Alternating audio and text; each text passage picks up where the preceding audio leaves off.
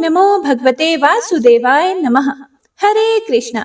संगीता धर्म सागर चैनल की तरफ से आप सभी भक्तों को वैकुंठ चतुर्दशी की हार्दिक शुभकामनाएं।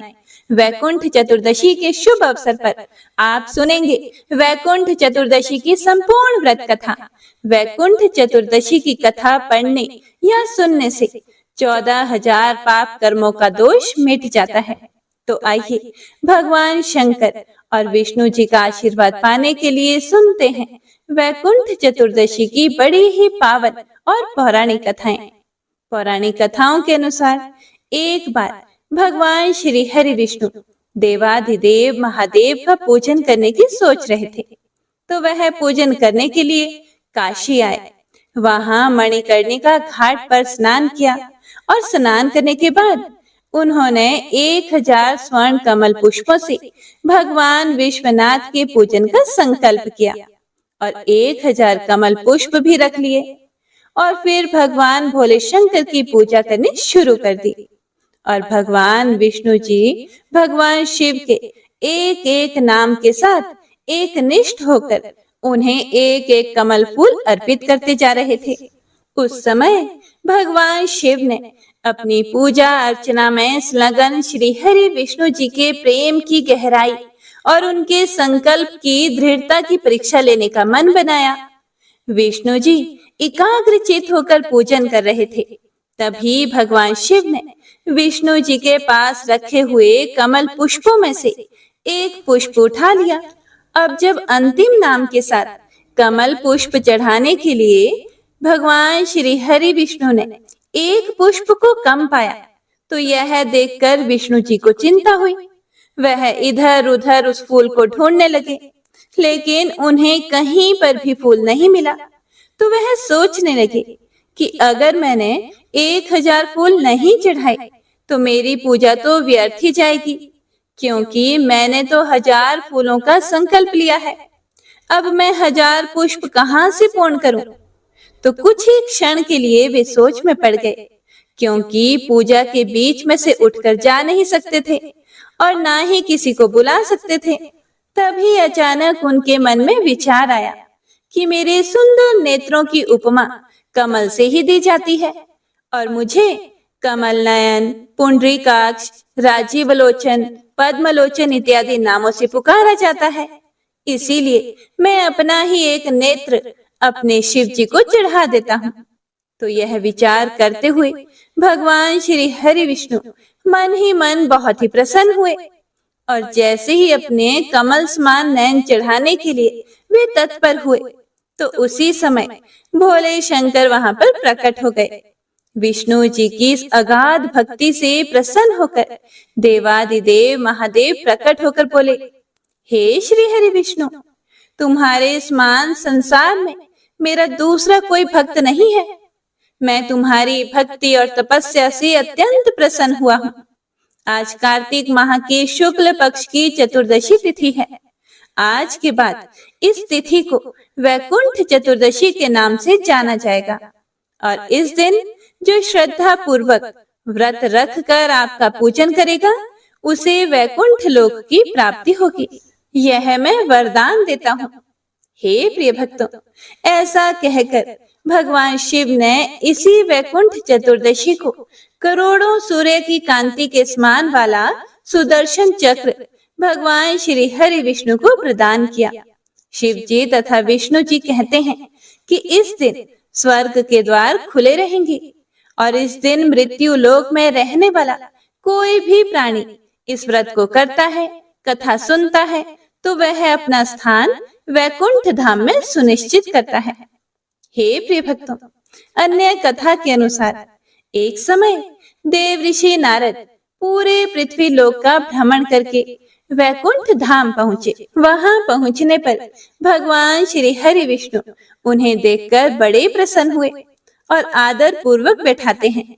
तब भगवान श्री हरि विष्णु को नारद जी के चेहरे पर एक सवाल दिख रहा था, जिसे भांपते हुए श्री हरि विष्णु ने पूछ लिया कि हे ऋषिवर, आपके चेहरे पर मुझे एक प्रश्न नजर आ रहा है। कृपया बताएं, आप क्या पूछना चाहते हैं?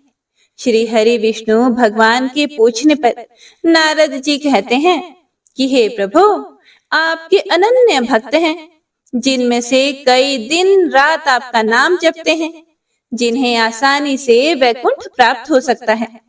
लेकिन कुछ लोग ऐसे भी हैं जो दिन रात आपका नाम जपने में असमर्थ हैं। क्या उन्हें वैकुंठ प्राप्त करने का कोई मार्ग नहीं है? इसीलिए आप मुझे कोई ऐसा सरल मार्ग बताएं जिससे सामान्य भक्त भी आपकी भक्ति करके मुक्ति पा सके। आज मैं तो इसी प्रश्न को लेकर आपके पास आया हूँ। तब नारद जी की बात सुनकर भगवान श्री हरि विष्णु बोले कि हे नारद, मेरी बात को ध्यान से सुनो। तुमने मृत्यु लोक के लोगों के लिए बड़ा ही उत्तम प्रश्न पूछा है।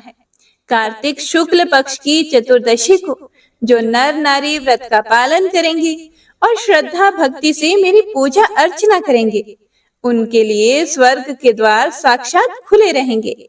और इसके बाद भगवान श्री हरि विष्णु जी जय और विजय को बुलाते हैं और उन्हें कार्तिक चतुर्दशी को स्वर्ग के द्वार खुला रखने का आदेश देते हैं। भगवान श्री हरि विष्णु कहते हैं कि इस दिन जो भी भक्त मेरा थोड़ा सा भी नाम लेकर पूजन करेगा, वह वैकुंठ धाम को प्राप्त करेगा। तो विष्णु जी से यह विधान सुनकर नारद जी वहां से प्रसन्नचित होकर चले जाते हैं। ऐसा माना जाता है कि तभी से वैकुंठ चतुर्दशी के इस व्रत का पालन किया जाने लगा। तो प्रेम से बोलिए भगवान श्री हरि विष्णु की जय हो। हे प्रिय भक्तों, तो आइए अब वैकुंठ चतुर्दशी की बड़ी ही पावन कथा को सुनते हैं। एक गांव में एक बुढ़िया माई रहती थी। उनके पास एक बच्ची थी। बुढ़िया माई ने अपनी बच्ची का नाम उर्नी कपूरनी रखा था। कार्तिक के महीने में बुढ़िया माई पुष्कर नहाने के लिए जा रही थी। तो उन्होंने पड़ोसन के पास जाकर कहा कि तुम ऐसा करना, मेरी उर्नी कपूरनी को चारा डाल देना और एक पानी भरकर कुंडा उसके पास रख देना। ऐसा कहकर बुढ़िया माई तो स्नान करने के लिए पुष्कर चली गई।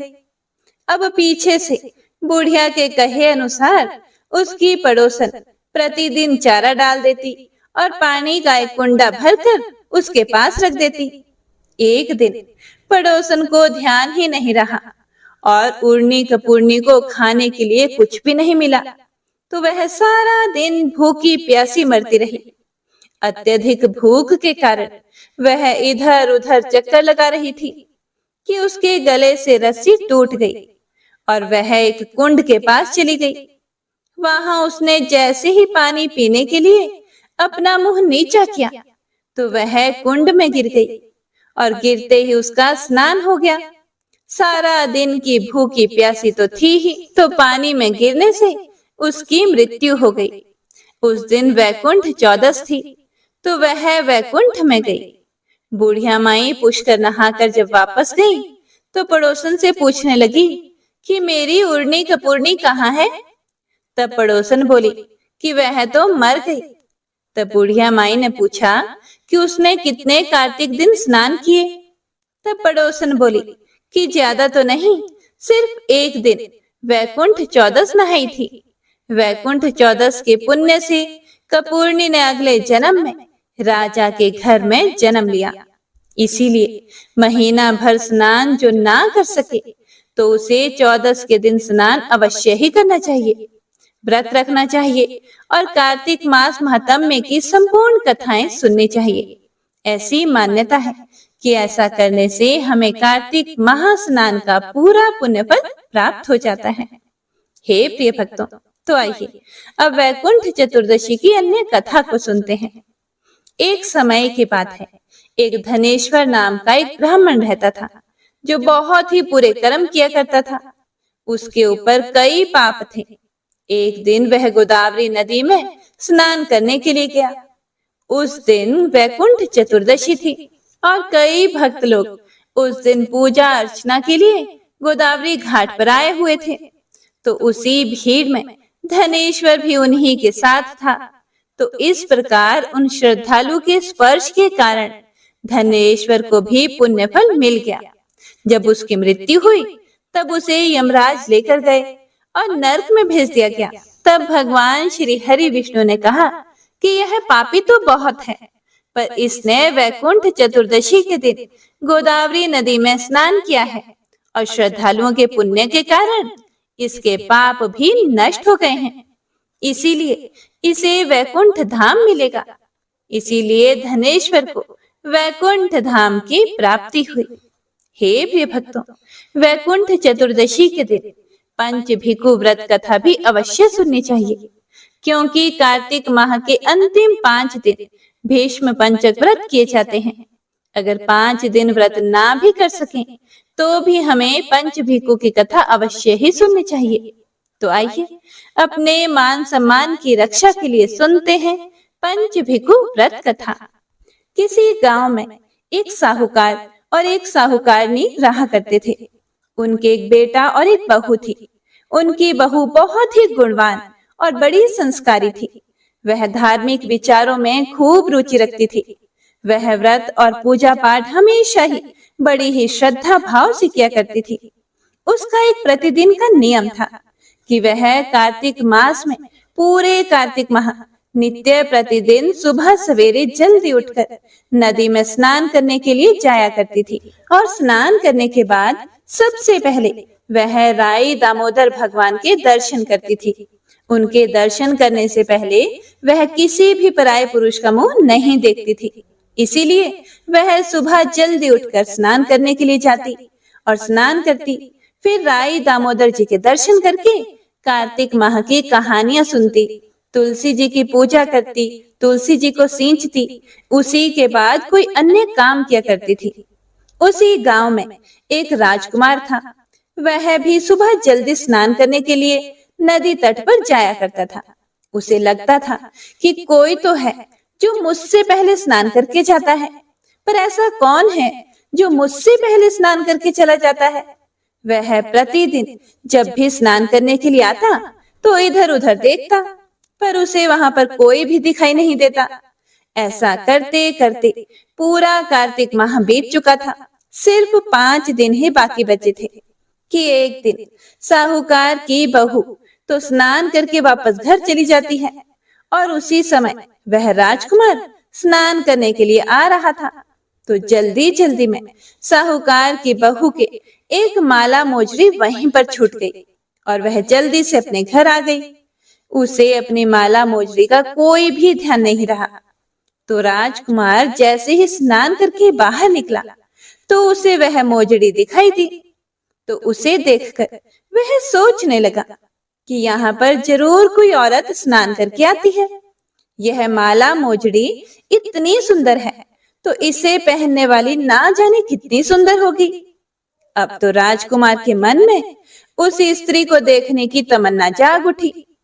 उसने गांव में आकर घोषणा करवा दी कि जिसकी भी यह मौजड़ी है वह 5 रात मेरे पास आए। जब इस तरह की घोषणा साहूकार की बहू ने सुनी तो उसने भी कहलवा दिया कि मैं 5 रात ब्रह्म मुहूर्त में आऊंगी, लेकिन किसी को वहां साख भरने या हामी भरने के लिए वहां पर बैठा देना, ताकि वह बता सके कि मैं वहां आई थी। जब राजकुमार ने यह खबर सुनी तो राजकुमार ने एक बोलने वाले तोते को पिंजरे में बंद करके नदी किनारे पेड़ पर टांग दिया। अब साहूकार की बहू सुबह के समय आई। पहली पौड़ी पर पैर रखते ही बोली कि हे कार्तिक के ठाकुर, हे राई दामोदर जी, 5 पांडु छठे नारायण भीकम राजा उस पापी को नींद आ जाए। तो राजा के बेटे को नींद आ गई। बहू कार्तिक स्नान करके जाने लगी तो तोते से बोली, सुवा सुवा तेरे गल डालूंगी हीरा, मेरी साख भरियो वीरा। सुवा बोला कि कोई वीर भी साख भरता है क्या। वह फिर बोली, सुवा सुवा सुबह तेरे पग घालूंगी नेवर, साख भरियो मेरे देवर। फिर सुवा ने कहा कि ठीक है भाभी, मैं तेरी साख रखूंगा। वह तो कहकर चली गई। जब सुबह हुई, राजा का बेटा हड़बड़ाते हुए उठा और सुवा से पूछा कि सुवा सुवा वो आई थी क्या। सुवा बोला कि हाँ वो आई थी। फिर राजकुमार ने सुवा से पूछा कि वह देखने में कैसी थी।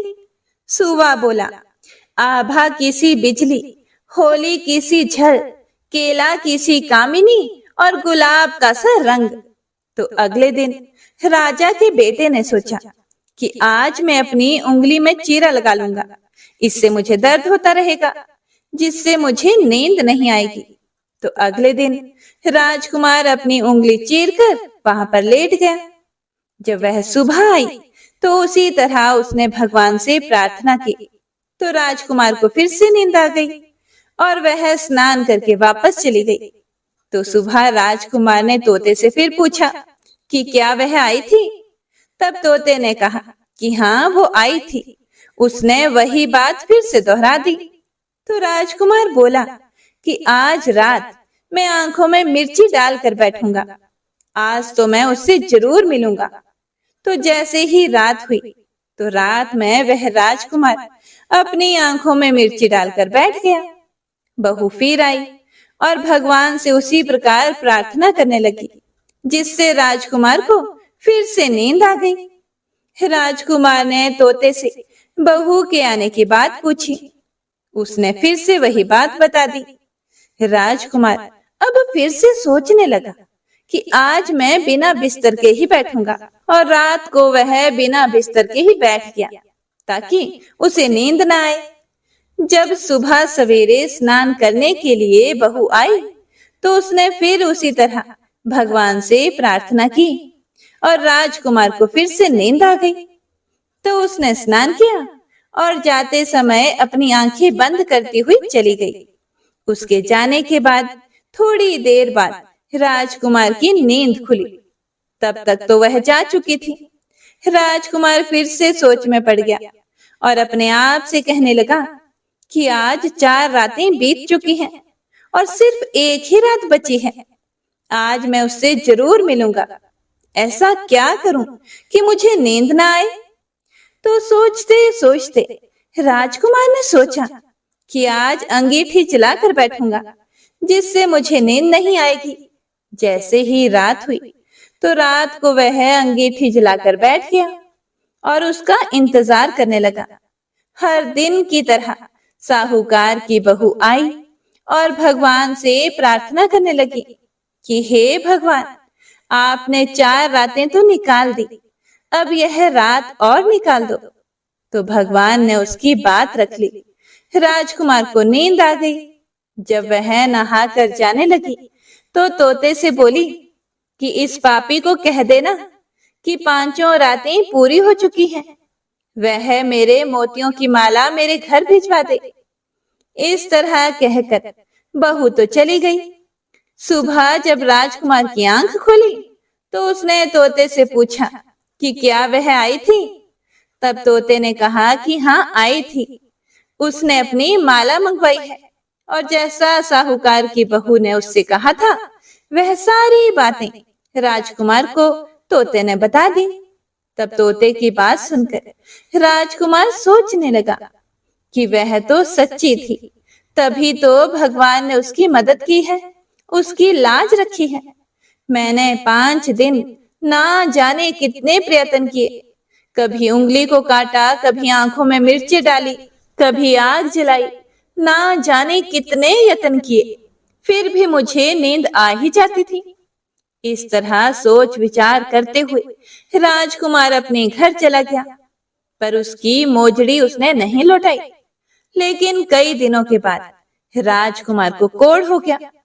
तो राजा ने अपने बेटे का बहुत सारे वैद्यों से इलाज करवाया, लेकिन उस पर कोई भी इलाज का असर नहीं हुआ। राजा जब अपने बेटे को इस हालत में देखते हैं तो बड़े दुखी हो जाते थे। एक दिन उन्होंने निराश होकर ब्राह्मण को घर बुलाया और पूछा कि आप ही बताएं, मेरे राजकुमार को क्या हो गया है। तब ब्राह्मण ने देखकर बताया कि आपके राजकुमार ने पतिव्रता स्त्री का सत्य भंग करने का प्रयास किया है। उसी के पाप की वजह से इनका अंग अंग जल रहा है। तब राजा ने कहा कि आप ही इसका कोई समाधान बताइए कि हम अब क्या करें जिससे हमारे पुत्र के पाप नष्ट हो जाएं। तब ब्राह्मण ने कहा कि अगर यह उस साहूकार की बहू को अपनी धर्म की बहन बनाए और प्रतिदिन उसके नहाए हुए जल से स्नान करे, तभी यह ठीक हो सकता है। जब राजा ने यह सारी बातें सुनी तो उन्हें बड़ा ही अजीब लगा, लेकिन और कोई इलाज था भी नहीं। तो राजा साहूकार की बहू की माला मोजड़ी को लेकर साहूकार के घर गए और बोले कि यह माला मोजड़ी आपकी बहू की है, इसे ले लो और आपके बहू के नहाए हुए जल से मेरे बेटे को नहला दो। तो साहूकार ने कहा कि हमारी बहू की माला मोजड़ी आपके पास कैसे आई? तब राजा ने सारी बातें उन्हें बता दी कि किस तरह मेरे बेटे ने आपकी बहू पर बुरी नजर डाली थी, जिसके कारण आज उसे कोढ़ हो गया है और उसका एक ही इलाज है कि आपकी बहू के नहाए हुए पानी से अगर वह स्नान करता है तो उसका कोढ़ ठीक हो सकता है। तो साहूकार बोला कि हमारी बहू किसी पराये पुरुष का मुंह नहीं देखती। अगर आपको उनके नहाए हुए पानी से अपने बेटे को नहलाना है तो आप ऐसा करें कि इस नाली के ऊपर अपने बेटे को बिठा दीजिए। जब हमारी बहू ऊपर नहाएगी तो आपके बेटे के ऊपर पानी गिरेगा, जिससे राजकुमार हमारी बहू के नहाए हुए पानी से नहा लेगा। तब राजा ने साहूकार के कहे अनुसार अपने बेटे को उस नाली पर बिठा दिया। अब रोजाना जब उनकी बहू स्नान करती तो उस समय वह राजकुमार वहां पर आकर बैठ जाता और बहू के स्नान किए हुए पानी से वह प्रतिदिन स्नान करता। ऐसा करने से कुछ ही दिनों में उसका शरीर चंदन सा हो गया। तब राजा ने साहूकार की बहू को अपनी बेटी बनाया और राजकुमार ने भी अपनी की हुई गलती के लिए उससे क्षमा मांगी। उसके बाद राजा ने सारी नगरी में ढिंडोरा पिटवा दिया कि नगर के सभी लोग कार्तिक माह में कार्तिक स्नान करें। हे पंचभिखु भगवान, हे कार्तिक के दामोदर, कार्तिक मास में जैसा साहूकार की बहू को दिया, उनकी लाज रखी, उनका सत रखा, वैसा सबका रखना। तो एक बार प्रेम से बोलिए पंचभिखु भगवान की जय। हे प्रिय भक्तों, तो आइए अब सुनते हैं लप्सी और तप्सी की कहानी। यह एक पौराणिक लोक कथा है। इस कथा के अनुसार एक लप्सी था तथा एक तप्सी था। तप्सी सदैव भगवान की तपस्या में लीन रहता था और लप्सी रोजाना 1.25 सेर की लापसी बनाकर भगवान का भोग लगाकर खा लेता था। एक दिन वह दोनों लड़ने लगे। तप्सी बोला, मैं रोजाना भगवान की तपस्या करता हूँ, इसीलिए मैं बड़ा हूँ। तो लप्सी बोला कि मैं रोज भगवान को 1.25 सेर लापसी का भोग लगाता हूँ, इसीलिए मैं बड़ा हूँ। तभी देव मुनि और परम वैष्णव ब्रह्मा जी के मानस पुत्र और महाज्ञानी नारद जी वहां से गुजर रहे थे। उन्होंने लप्सी और तप्सी दोनों को लड़ते हुए देखकर उनसे पूछा कि तुम दोनों क्यों लड़ रहे हो? तब तप्सी ने खुद के बड़ा होने का कारण बताया और लप्सी ने अपने सर्वश्रेष्ठ होने का कारण बताया। उन दोनों की पूरी बात सुनकर महाचतुर भक्त शिरोमणि नारद जी बोले कि तुम दोनों का फैसला मैं कर दूंगा। दूसरे दिन लप्सी और तप्सी नहाकर अपनी रोज की भक्ति करने के लिए गए तो नारद जी ने छुपकर 1.25 करोड़ की एक अत्यंत बहुमूल्य रत्न जड़ित और दुर्लभ मणियों से बनी अंगूठी उन दोनों के सामने रख दी। हे प्रिय भक्तों, तप्सी की नजर जब अंगूठी पर पड़ी तो उसने चुपचाप अंगूठी उठाकर अपने नीचे दबा ली। लप्सी की नजर अंगूठी पर पड़ी, लेकिन उसने ध्यान ही नहीं दिया और भगवान को भोग लगाकर लापसी खाने लगा। इसके बाद नारद जी उन दोनों के सामने आए तो दोनों ने हे नारद जी से पूछा, हे मुनि श्रेष्ठ, अब आप अपना निर्णय बताइए कि हम में से कौन बड़ा है, किसकी भक्ति श्रेष्ठ है। तो नारद जी ने तप्सी से खड़ा होने को कहा। जब वह खड़ा हुआ तो उसके नीचे दबी अंगूठी उन्हें दिखाई पड़ी। नारद जी ने तप्सी से कहा कि तपस्या करने के बाद भी तुम्हारी चोरी करने की आदत नहीं गई, इसीलिए लप्सी बड़ा है और तुम्हें तुम्हारी तपस्या का कोई भी फल नहीं मिलेगा। हे प्रिय भक्तों, तब तपसी बड़ा शर्मिंदा होकर नारद जी से माफी मांगने लगा। उसने नारद जी से पूछा कि मुझे मेरी तपस्या का फल कैसे मिलेगा। तब नारद जी ने उससे कहा कि यदि कोई गाय और कुत्ते की रोटी को नहीं बनाएगा, यदि कोई ब्राह्मण को भोजन करवाकर दक्षिणा नहीं देगा, तो उनके दान धर्म का फल, उन लोगों की पूजा का फल तुझे मिलेगा। यदि कोई सुहागिनी साड़ी के साथ ऊपरी अंगोछा का दान नहीं देगा, तो वह फल तुझे मिलेगा।